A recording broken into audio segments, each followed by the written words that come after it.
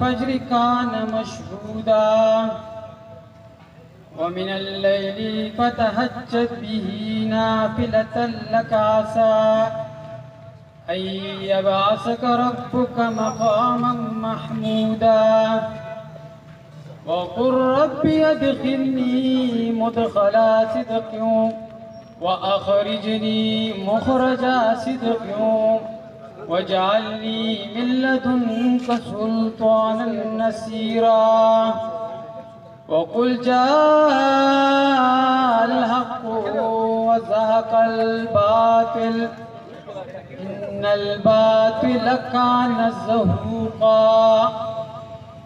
وننزل من القرآن ما هو شفاء ورحمة للمؤمنين ولا يزيد الظالمين إلا خسارا سبحان ربك رب العزة عما يصفون وسلام على المرسلين والحمد لله رب العالمين. او برادری ډېر ذمہ داران کسان په دې پروګرام کې ناستي لټولو نه مخکې خو زه آل پېښور پراپرټي اسوسیشن بهرون یکتوت ټول منتخب کابینې ته خاص کر ساجد خان مومن صاحب ته دولت خان صاحب ته او ورسره زموږ کشر سالم احمد صاحب رفیع الله صاحب نور ملګري هغې ته مبارکبادي ورکوم او دا یو ډېره ښه سوچ دی ښه خبره ده پراپرټي بسم الله الرحمن الرحیم ټولو ملګرو ته دلته په راتلو په خیرالې ستړي مه شوي یم دا زموږ پروګرام د حلف بردارۍ دی بل پروګرام دی او د خپلو خیالاتو اظهار هم وکړي او زموږ د تنظیم ته او د پراپرټي ډیلرانو صاحبانو ته یو دعا هم وکړي. ابراهیم قاسمي صاحب لاسونه ورته وکړه.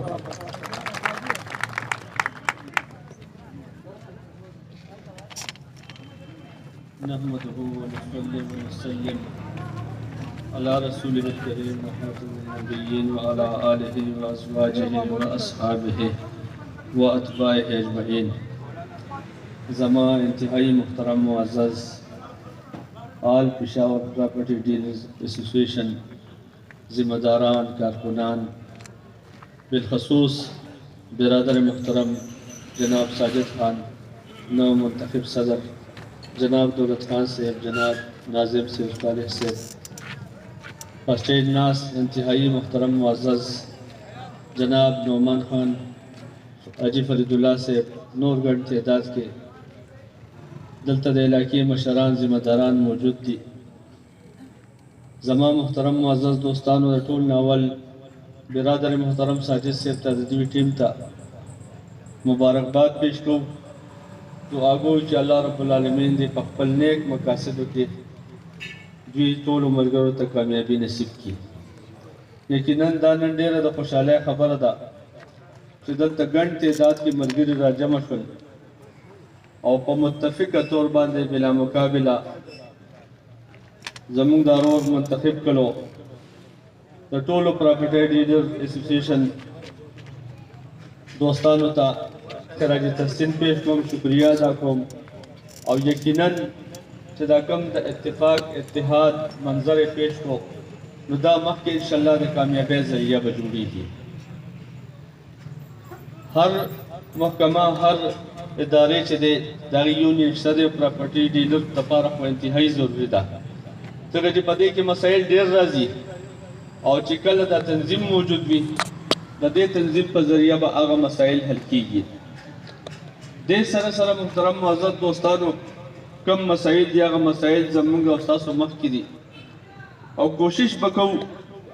چې بعض ځینو کې کم د عوامو اعتماد ته نقصان رسېدلی دی هغه اعتماد د بحالۍ کوشش به ورسره کوو انشاءالله او کوشش به کوو چې دا خپل ډیوټي خپله ذمہداري په احسن طریقې سره وکړي. حدیث شریف کې راځي ان ورته هغې ته برابرول هغې سره جد و جهد کول نو یقینا دا یو مقدس عبادت هم دی او دې سره سره دا هم په دې موقع باندې حکومت پاکستان نه دا مطالبه وکړو چې څنګه په پنجاب کې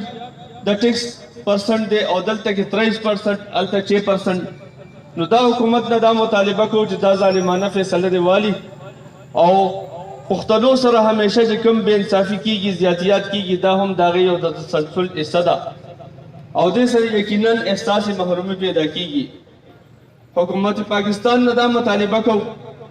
چې خیبر پختونخوا دا هم د پاکستان حصه ده، چې کوم حقوق پنجاب ته ورکړل شوي دي هغه حقوق د زموږ خیبر پختونخوا ته هم ورکړل شي. په دې موقع باندې ستاسو درونو کامیابی دپاره دعا ګویو او انشاءالله دا یقین دهاني چې کوم ځای کې زموږ ضرورت وي نو انشاءالله زه خپل